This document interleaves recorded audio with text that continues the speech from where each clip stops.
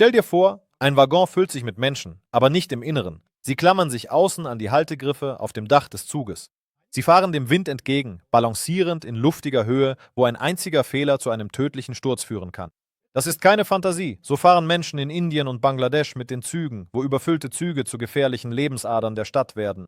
In den dicht besiedelten Gebieten Indiens fahren die Züge oft mit Waggons, die bis zum Äußersten überfüllt sind. Wenn alle Plätze belegt sind, klettern die Menschen auf das Dach. Dort gibt es keine Fenster oder Türen mehr, nur das eiserne Dach, Haltegriffe und das Risiko, das man bei jeder Bewegung der Schienen unter den Füßen spürt. In der Hitze verwandeln Schweiß und Staub die Oberfläche in eine rutschige Falle. Hinzu kommen Stromleitungen und Brücken, die die Strecke noch gefährlicher machen. Zu nahe Drähte können tödlich sein. Warum ist das nicht überall verboten? Die Antwort liegt in einer Kombination aus fehlender Kontrolle, Gewohnheit und sozialer Realität. In Ländern mit hoher Bevölkerungsdichte und begrenzten Ressourcen ist es praktisch unmöglich, Menschen vom Dach zu entfernen. Oft sehen die Behörden darüber hinweg, besonders wenn solche Fahrten der einzige Weg sind, zur Arbeit oder zur Ausbildung zu gelangen. Für viele ist das kein Extremsport, sondern eine alltägliche Notwendigkeit. Eisenbahnstrecken sind nicht immer sicher und die Menschen sind bereit, für ihre Mobilität Risiken einzugehen. Und schon in wenigen Minuten wirst du sehen, wie sich die Marktstände buchstäblich vor dem herannahenden Zug zusammenklappen. Aber wirst du überrascht sein, dass Märkte direkt auf den Gleisen stattfinden können? Im Zentrum der thailändischen Stadt Mae Klong herrscht reges Markttreiben. Hier werden Fisch, Obst, Gewürze und Stoffe verkauft. Alles wirkt ganz normal, bis du bemerkst, dass die Stände direkt auf den Eisenbahnschienen stehen. Und die Verkäufer beeilen sich nicht einmal dann, ihre Waren wegzuräumen, wenn die Sirene des herannahenden Zuges ertönt. Diesen Markt gibt es seit Jahrzehnten und die Eisenbahn kam erst später. Als die Gleise durch das belebte Handelsviertel gelegt wurden, beschlossen die Einheimischen nicht wegzugehen. Stattdessen passten sie die gesamte Infrastruktur an den Rhythmus des Eisenbahnfahrplans an. Wenn der Zug auftaucht, klappen die Händler in wenigen Sekunden die Sonnenschirme zusammen, heben die Auslagen an und machen den Weg frei. Der Zug fährt nur wenige Zentimeter an den Früchten und Menschen vorbei, als würde er durch einen belebten Ameisenhaufen hindurchfahren. Das Erstaunlichste ist die absolute Gelassenheit der Verkäufer. Alle Handgriffe sind bis zur Automatisierung eingeübt. Jeder hat einen Sonnenschirm mit Federmechanismus, einen Wagen auf Schienen oder einen klappbaren Verkaufsstand. Und sobald der Zug hinter der Kurve verschwunden ist, stellt sich der Markt wie durch Zauberhand wieder her. Der Handel geht weiter, als wäre nichts geschehen. Doch die Gefahr bleibt bestehen. Touristen, Schaulustige und zufällige Passanten können unter den Zug geraten, einfach weil sie nicht begreifen, wie schmal der Grat zwischen Show und echter Gefahr ist. Jedes Jahr werden Verletzungen registriert, die durch banale Unachtsamkeit verursacht werden. Dieser Markt ist ein einzigartiges Beispiel dafür, wie Menschen sich nicht nur anpassen, sondern ihren Alltag buchstäblich am Rande des Risikos gestalten. Und jetzt begeben wir uns dorthin, wo der Zug über das tosende Meer rast und der ganze Steg vom Wind hin und her schwankt.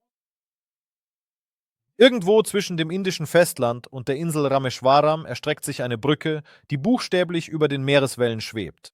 Ihr Name ist Pamban. Sie wurde zur ersten Eisenbahnbrücke über das Meer des Landes und gilt bis heute als einer der gefährlichsten Streckenabschnitte in Asien. Erstaunlicherweise wurde sie bereits zu Beginn des 20. Jahrhunderts gebaut, als die technischen Möglichkeiten noch weitaus bescheidener waren als heute. Die Brücke ist schmal und lang, der Zug fährt mit geringer Geschwindigkeit darüber, nur ein paar Meilen pro Stunde. Doch selbst dann ist jeder Zoll der Strecke eine Anstrengung. Unter den Schienen tobt das Wasser.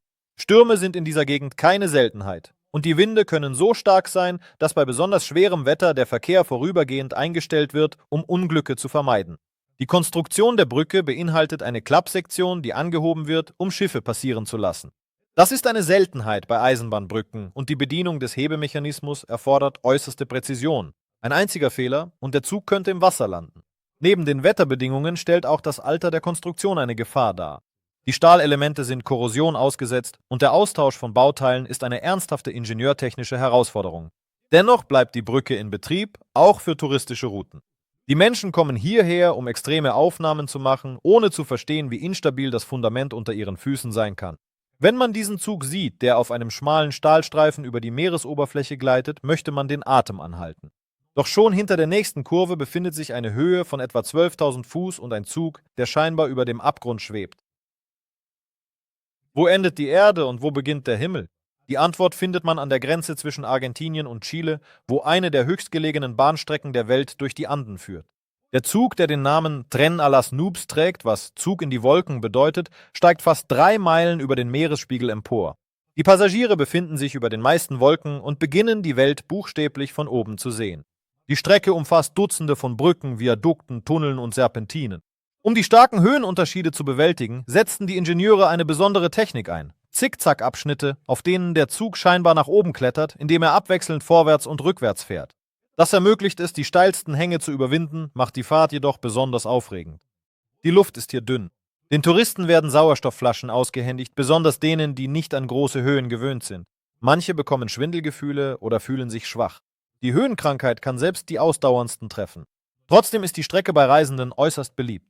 Die Lokomotive fährt langsam und die Passagiere haben Zeit, die Felsen, Abgründe und endlosen Plateaus zu betrachten. Manchmal scheint der Zug in der Luft zu schweben. So gewaltig sind die Abgründe und so schmal ist die Grenze zwischen den Schwellen und dem Abgrund. Diese Strecke ist nicht nur ein technisches Wunderwerk, sondern auch eine Prüfung für den Geist. Sie verspricht Erhabenheit, verlangt aber Respekt.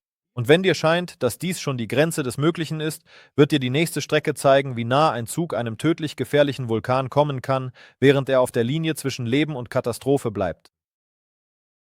Im Süden Japans, wo Natur und Technologie besonders eng miteinander verflochten sind, gibt es eine Strecke, die zu Recht als eine der beunruhigendsten gilt. Der Zug fährt am Hang des Vulkans Aso entlang, des größten aktiven Vulkans des Landes. Dieser Vulkan schläft nicht, er raucht, donnert und kann jederzeit wirklich erwachen. Das Erstaunlichste ist das Fehlen von Fensterscheiben in den Waggons. Ja, mit Absicht.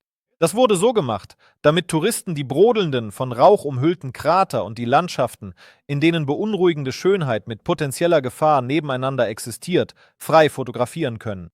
Die Passagiere fahren langsam am Rand des Kraters entlang und jede Bewegung des Bodens unter den Schienen lässt sie sich noch fester an den Haltegriffen festhalten. Diese Eisenbahn existiert bereits seit Anfang des 20. Jahrhunderts. Seitdem wurde die Strecke wegen der vulkanischen Aktivität mehrmals unterbrochen, aber jedes Mal wieder in Betrieb genommen.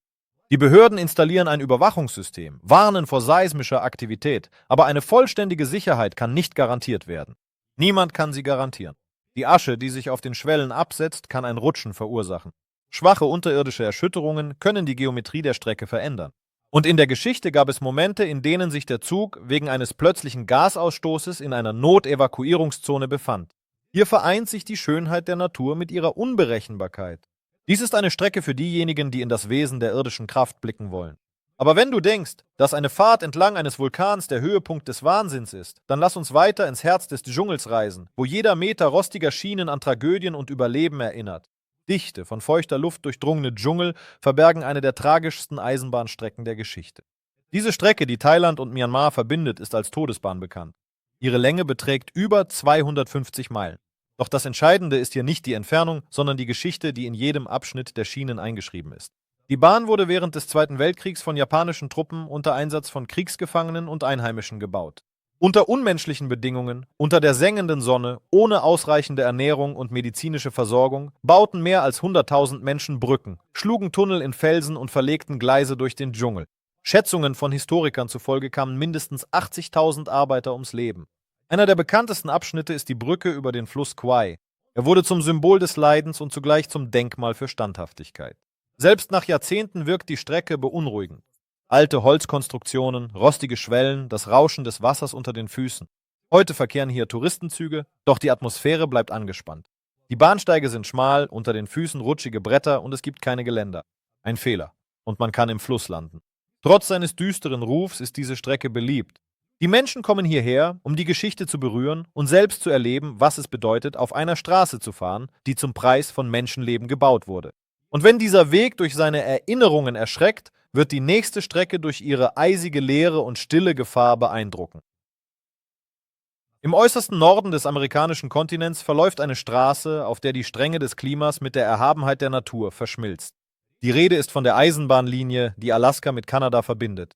Diese Strecke entstand zur Zeit des Goldrausches, als Tausende von Glückssuchern versuchten, sich durch die eisigen Einöden zu den Goldvorkommen durchzuschlagen. Die Straße wurde unter extremen Bedingungen gebaut. Kälte, ständiger Wind, schwieriges Gelände. Die Bauarbeiter mussten Tunnel von Hand in den Fels schlagen, Brücken auf von reif glitschigen Klippen errichten und ständig gegen Schneeverwehungen ankämpfen. Einige Abschnitte wurden direkt über Abgründen gebaut, wo die Schienen scheinbar über dem Abgrund schweben. Nach dem Ende des Goldrausches verfiel die Strecke und wurde geschlossen. Doch Ende der 80er Jahre wurde sie als Touristenroute wiederhergestellt. Heute verkehren darauf stilisierte Züge, die die Atmosphäre des 19. Jahrhunderts nachbilden. Holzbänke, ratternde Waggons, das Knarren der Türen, all das ergänzt das raue Bild schneebedeckter Gipfel, Gletscher und Gebirgsflüsse. Doch selbst mit moderner Technik bleibt die Strecke unberechenbar. Die Wetterbedingungen können sich schlagartig ändern. Ein Schneesturm kann aufziehen, eine Lawine abgehen oder die Oberleitung abreißen. Jede Fahrt erfordert präzise Berechnungen und eine ständige Überwachung des Streckenzustands. Hier, zwischen Eis und schweigenden Bergen, fühlt sich der Mensch besonders verletzlich. Ein einsamer Zug vor der endlosen weißen Stille, ein Bild, das zugleich faszinierend und beängstigend ist. Doch wenn die eisige Strecke schon wild erscheint, wird uns die nächste zum höchsten Punkt der Eisenbahn Amerikas führen, dorthin, wo jede Kurve die letzte sein könnte. An der Grenze zwischen Colorado und New Mexico erstreckt sich eine Bahnstrecke, die sich auf über 10.000 Fuß über dem Meeresspiegel erhebt. Dies ist eine der höchstgelegenen Eisenbahnstrecken der Vereinigten Staaten. Und genau hier verläuft eine Strecke, auf der jede Kurve den Blick auf schwindelerregende Abgründe und steile Felswände freigibt. Die Eisenbahn wurde Ende des 19. Jahrhunderts gebaut und hat sich seitdem kaum verändert. Die schmalspurige Strecke, die lauten Dampfloks und die knarrenden Waggons schaffen eine Atmosphäre vergangener Zeiten. Doch selbst für moderne Lokführer ist die Strecke voller Herausforderungen. Viele Streckenabschnitte verlaufen direkt am Rand der Klippen. Auf solchen Abschnitten wird das Gleis von hölzernen Viadukten getragen, unter denen sich der Abgrund auftut. Die Plattform des Zuges ragt buchstäblich über die Schlucht hinaus und die Passagiere können Hunderte von Fuß in die Tiefe blicken. Manchmal sind die Schienen so stark gebogen, dass es scheint, als würde der Zug die Kurve nicht schaffen. An manchen Abschnitten ist die Fahrt so langsam, dass man neben dem Waggon zu Fuß gehen kann. Das liegt nicht an der malerischen Landschaft, sondern an der Gefahr, auf dem schmalen und abgenutzten Gleis aus den Schienen zu springen. Trotz ihres Alters wird die Strecke von Touristen rege genutzt. Die Menschen kommen wegen der Aussicht, des Adrenalins und des Gefühls, völlig den Boden unter den Füßen zu verlieren. Jedes Jahr kommen Tausende von Menschen hierher, um zu erleben, wie es ist, ohne Sicherung über einen Abgrund zu fahren. Diese Reise ist nichts für schwache Nerven, aber sie ist nicht das Einzige, was Angst machen kann. Die nächste Strecke führt uns in die Canyons von Peru, wo der Zug buchstäblich aus dem Felsen in die Leere hinaustaucht. Hoch in den peruanischen Anden verbirgt sich einer der erstaunlichsten und gefährlichsten Eisenbahnabschnitte Südamerikas. Dies ist die Strecke, die von der Küstenstadt zur Bergbausiedlung La Oroya führt. Hier befindet sich die Malini-Brücke, ein Ort, an dem der Zug scheinbar im Felsen verschwindet und plötzlich über dem Abgrund auftaucht. Dieser Streckenabschnitt gilt als die zweithöchste Eisenbahnroute der Welt. Der Bau am Ende des 19. Jahrhunderts war eine wahre ingenieurtechnische Meisterleistung. Die Strecke führt durch Dutzende von Tunneln und Brücken, die in das Felsgestein gehauen wurden. Das Besondere an der Malini-Brücke ist, dass sie zwei Tunnel verbindet, die direkt in die steile Felswand über dem Canyon geschnitten wurden. Der Zug fährt aus der Dunkelheit heraus und befindet sich plötzlich über dem Abgrund. Ohne Vorwarnung, ohne Vorbereitung. Die Brücke ist schmal, ohne seitliche Geländer und die Schienen erzeugen hier einen besonders lauten Hall, der von den Wänden der Schlucht widerhallt. Unten tobt der Fluss und der Wind verstärkt das Gefühl, in der Luft zu schweben. Die gesamte Konstruktion wirkt zerbrechlich, obwohl sie das Gewicht des Zuges trägt. Das erhöht die Spannung. Es scheint, als würde alles nur vom Willen der Ingenieure vergangener Zeiten zusammengehalten. Heute wird diese Strecke seltener genutzt, ist aber weiterhin in Betrieb. Die Züge, die über die Brücke fahren, bedienen Industriegebiete und transportieren gelegentlich Touristen. Für viele Reisende ist es ein Moment reiner Angst und Bewunderung zugleich. Du hast bereits gespürt, wie es ist, sich über dem Abgrund zu befinden. Doch dahinter warten Vulkane, Erdrutsche und eine uralte Bahnstrecke, die von der Natur mehr als einmal hinweggefegt wurde, aber immer wieder aus den Trümmern auferstand. In Ecuador liegt zwischen der Küstenstadt Guayaquil und der hochgelegenen Hauptstadt Quito eine der gefährlichsten Eisenbahnstrecken Südamerikas. Diese Strecke führt durch eine Schlucht mit dem unheilvollen Namen Teufelsnase. Hier klettert der Zug an steilen Felswänden empor, wo der kleinste Fehler das Leben kosten kann. Die Strecke wurde zu Beginn des 20. Jahrhunderts gebaut und galt als technisches Wunderwerk ihrer Zeit. Das Problem bestand im extremen Höhenunterschied, über 9000 Fuß auf nur wenigen Dutzend Meilen. Um mit einer solchen Steigung fertig zu werden, setzten die Ingenieure eine einzigartige Technik ein. Zickzack-Abschnitte, auf denen der Zug vor- und zurückfährt, als würde er eine Treppe hinaufsteigen. Früher war ein beliebtes Highlight dieser Strecke, dass Touristen direkt auf den Dächern der Waggons sitzen durften. Doch nach mehreren tragischen Vorfällen, darunter Stürze in die Schlucht, wurde diese Praxis verboten. Trotzdem bleibt die Fahrt selbst im Inneren des Waggons extrem. Schmale Gleise, bröckelnde Felsen, häufige Erdrutsche und mögliche Schlammlawinen machen jede Fahrt angespannt. Die Region ist anfällig für Erdbeben und starke Regenfälle. Manchmal wird die Strecke nach einem Sturm durch einen Erdrutsch komplett blockiert. Die Arbeiter reparieren die Strecke regelmäßig, aber niemand kann Stabilität garantieren. Es ist wie ein Kampf mit der Natur, die jedes Mal daran erinnert. Der Mensch ist hier nur zu Gast. Diese Strecke ist eine Mischung aus Schönheit, Unruhe und ständigem Risiko. Und als nächstes begeben wir uns zu einem der instabilsten Viadukte Asiens, wo der Zug nicht wegen der Aussicht langsamer fährt, sondern um die Brücke, die über dem Dschungel hängt, nicht zu erschüttern. Im Herzen Myanmars verläuft eine Eisenbahnstrecke, die das Gotaik-Viadukt überquert. Ein Bauwerk, das zugleich fasziniert und Angst einflößt. Ende des 19. Jahrhunderts von britischen Ingenieuren erbaut, ist diese Brücke bis heute das größte Eisenbahnviadukt des Landes. Seine Länge beträgt über 2000 Fuß und seine Höhe mehr als 300, was ihn zu einem wahren Luftweg über den Dschungel macht. Der Zug, der das Gotaik-Viadukt überquert, verlangsamt sich bis zum Äußersten. Das ist kein Zugeständnis an Touristen, sondern eine Notwendigkeit. Die Brücke ist alt und schnelles Fahren könnte Vibrationen verursachen, die für die gesamte Konstruktion gefährlich sind. Der Zug kriecht buchstäblich über den schmalen Metallsteg, der auf dünnen, zerbrechlich wirkenden Stützen ruht. Jede Bewegung ist wie ein Schritt auf einer knarrenden Leiter in luftiger Höhe. Durch die Spalten zwischen den Schwellen sieht man, wie weit unten das Grün des tropischen Waldes wogt. Keine Sicherungen, keine Geländer, nur Luft, Schienen und das jahrzehntealte Metall, das Dutzende von Erdbeben und saisonalen Regenfällen standgehalten hat. Die Einheimischen haben sich längst an diesen Anblick gewöhnt. Die Touristen hingegen drücken sich in ihre Sitze und versuchen nicht laut zu atmen. In dieser Strecke liegt etwas Uraltes und zugleich Beängstigendes. Es ist, als würde man über eine Brücke fahren, die längst in den Ruhestand gehen sollte.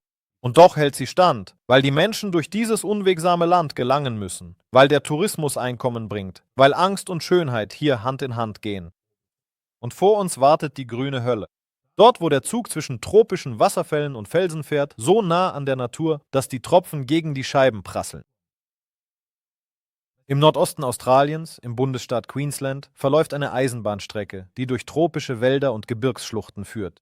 Dies ist die Strecke Kuranda-Kayans, berühmt für ihre atemberaubenden Ausblicke, scharfen Kurven und natürlich die Nähe zu Wasserfällen, die förmlich an den Fenstern der Waggons lecken. Die im späten 19. Jahrhundert erbaute Strecke wurde zu einer ingenieurtechnischen Meisterleistung. Die Bauarbeiter mussten Tunnel durch das Gestein schlagen, Dutzende Brücken über tiefe Schluchten errichten und ständig gegen Regenfälle ankämpfen, die den Boden aufweichten und die Stabilität der Gleise bedrohten. Heute verkehren auf der Strecke Touristenzüge, aber die Schwierigkeit der Route ist keineswegs verschwunden. Während der Fahrt durchquert der Zug 15 Tunnel und überquert 40 Brücken. An einer Stelle verlangsamt der Zug seine Fahrt auf ein Minimum, wenn er am Barron-Wasserfall vorbeifährt. Die Wassermassen stürzen mit solcher Kraft herab, dass die Gischt bis zu den Waggons spritzt und die Feuchtigkeit den gesamten Raum erfüllt.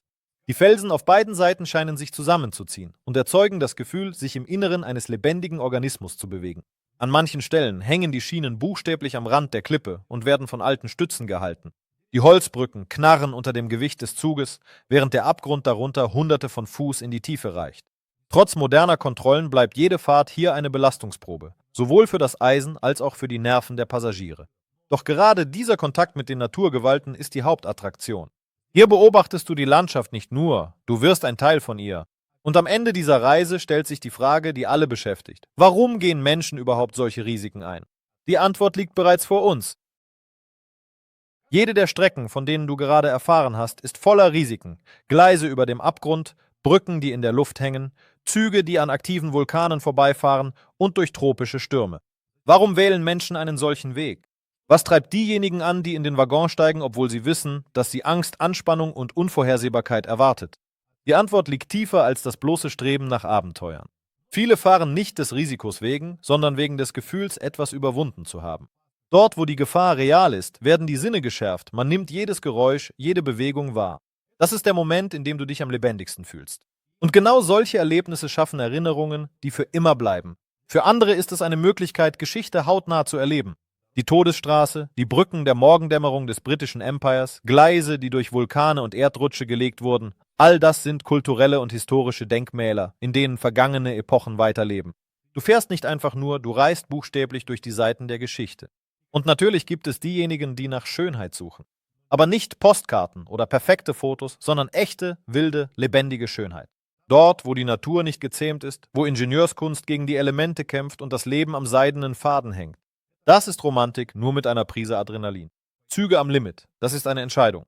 Kein Zufall, kein Exzess, sondern ein bewusster Schritt auf die Angst und das Staunen zu.